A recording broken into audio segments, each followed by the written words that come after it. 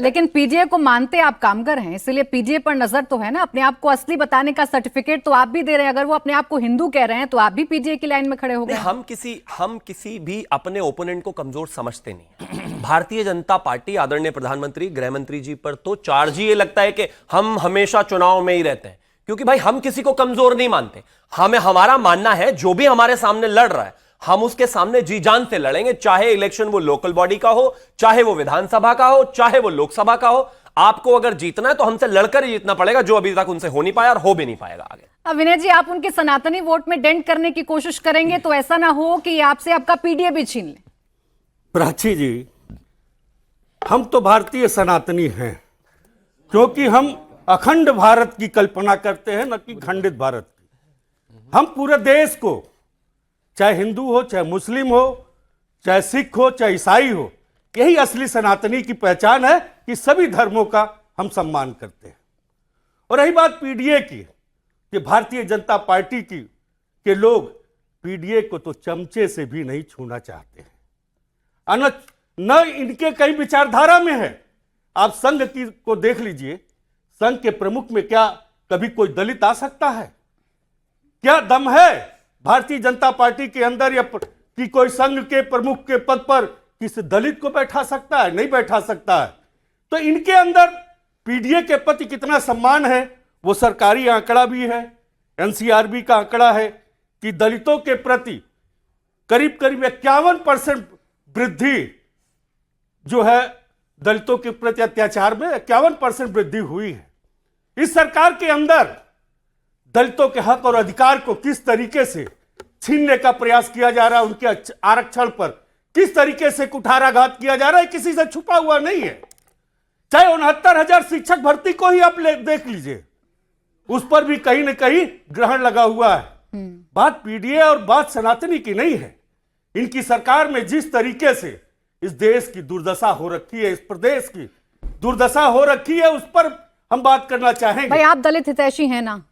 हम दलित हितैषी भी हैं, हम हिंदुस्तान अगर आप और दलित प्रदेश के हितैषी हैं तो आज वादा करके जाइए कि अगला मुख्यमंत्री जो बनेगा, अगर आप जीते तो एक दलित को बनाइएगा। देखिए, बात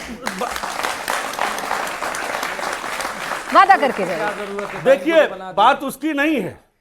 जब हमारा नेतृत्व पीडीए पिछड़ा, बात इसी की है। बात यह है कि हम देखिए, पीडीए की आप बात इस करते हैं। तर्क को लेकर आए, इसलिए मैंने आपसे सवाल पूछा। आपने संघ का सवाल पूछा तो मैंने प्रदेश का आपसे सवाल पूछा। संघ पर जवाब वो देंगे, आप प्रदेश पर दे दीजिए। क्या आप वादा करके जाएंगे आज मेरे शो में कि अगर आप सत्ता में आते हैं तो एक दलित को मुख्यमंत्री बना देंगे? बिल्कुल पीछे पीडीए को बनाएंगे। हमारे जो राष्ट्रीय अध्यक्ष हैं वो पीडीए से आते हैं। हम कहां मना कर रहे हैं कि हम पीडीए को नहीं बनाएंगे? हम तो कहीं रहे बनाएंगे।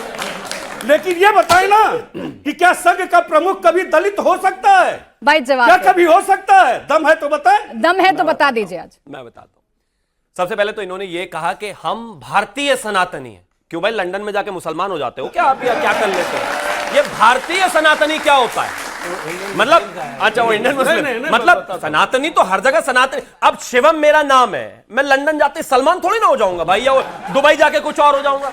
इसका मतलब ये है कि वहां जाके बदल जाते हो आप। ये तिलक विलक सब यहीं दिखाते हैं, ये बाहर कुछ और है मामला। अब आगे एक और चीज इन्होंने कही कि संघ का प्रमुख कभी दलित हो सकता है। मैं कहता हूं आने वाले समय में बिल्कुल वो तो विचार होगा ही, लेकिन मैं भारतीय जनता पार्टी का प्रवक्ता हूं। इस देश के पूर्व राष्ट्रपति रामनाथ कोविंद कौन है? इस देश के अभी के राष्ट्रपति महामहिम कौन है? आदरणीय प्रधानमंत्री जी किस समाज से आते हैं? अब इनके ऊपर आते हैं। अरे छोड़ दीजिए, पीडीए तो आपने पीडीए और पिछड़ा और दलित लोगों को सीढ़ी की तरह इस्तेमाल करने की एक कोशिश की है, जिसके ऊपर पैर रखकर सिर्फ और सिर्फ मुलायम सिंह यादव का लाल ही मुख्यमंत्री बन सकता है, कोई और यादव भी नहीं बन सकता। अरे छोड़िए इस बात को, यादव भी छोड़िए, पीडीए भी छोड़िए, ये अपने चाचा को बर्दाश्त नहीं कर सकते, और तो किसी की बात क्या।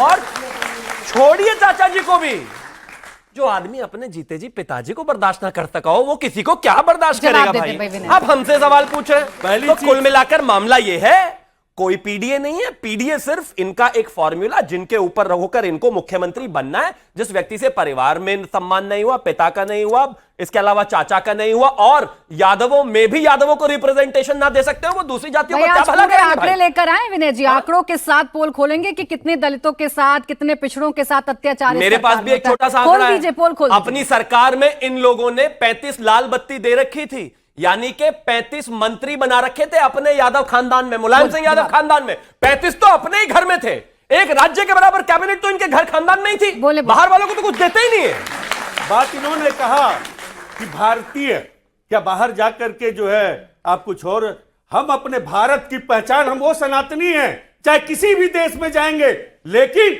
हम अपने साथ भारतीय को, जो भारत को जोड़ करके ही जाएंगे कि हम वो सनातनी हैं, हम वो संस्कृति और सभ्यता के लोग हैं, हम वो भारतीय हैं जो हम अपने बड़ों का आदर। आज क्यों हमारे सनातन की पूरे विश्व में जो है तारीफ होती है?